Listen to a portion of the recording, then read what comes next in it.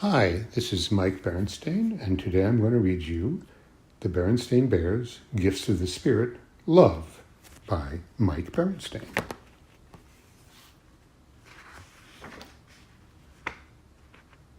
God is love. 1 John 4:8.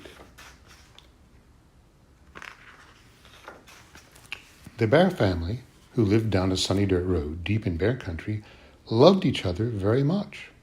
After all, Mama, Papa, sister, brother, and little Honey were a family. And isn't that what families do? Look after each other, care for each other, and love one another? There were other members of the Bear family too, like Grizzly Gramps and Grizzly Gran. "Hello there, Gramps. Hello, Gran," the cubs called as they passed their grandparents' house. And there were more: Cousin Fred, Uncle Ned, Aunt Min, and little baby Teddy. "Hey, Fred." "Hi, Uncle Ned. Hiya, Aunt Min and Teddy," said the cubs as they spotted their relatives on the way to school. They were all part of the family circle.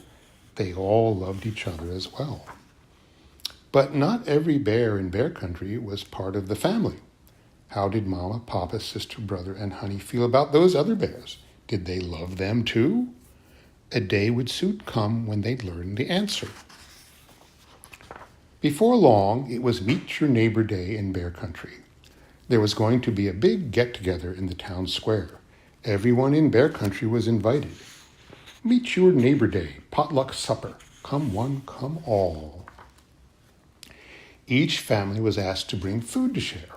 Mama, Papa, and the cubs prepared their favorite dish, honey-baked salmon, before setting off. Folks from all over bear country streamed into the town square. The bear family saw many of their friends and neighbors, including Lizzie Bruin and her family.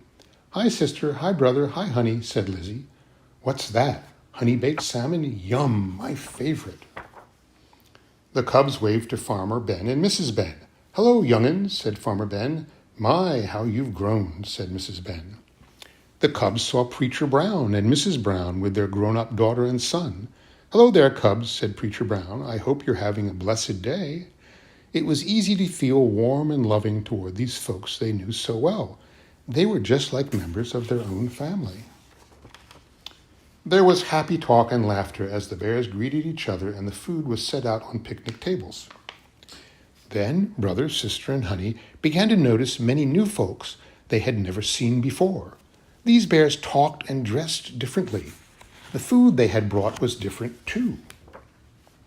"Mama, Papa," said the cubs, "who are all these different bears? We don't recognize them." Mama and Papa explained. "These are new neighbors who've just moved to bear country. They used to live far away, but they needed to find new homes. They traveled here from all around the world." Curiously, the cubs introduced themselves to their new neighbors. They sampled their new, interesting food. It was very different from what the cubs were used to, but once they tried it, they thought it was delicious. Most of the new families had cubs of their own. They were eager to make friends.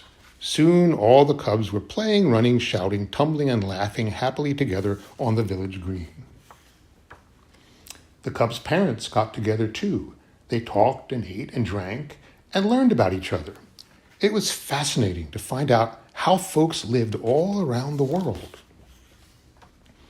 By the end of the day, the bear family felt as warm and loving about their new neighbors as they did about their old neighbors. "I guess all bears are pretty much alike under the fur," said Papa as they headed home. The rest of the family, full of delicious food from around the world, certainly agreed. The end. Thank you for listening, and I'll be back soon with another Berenstain Bears book. Bye-bye.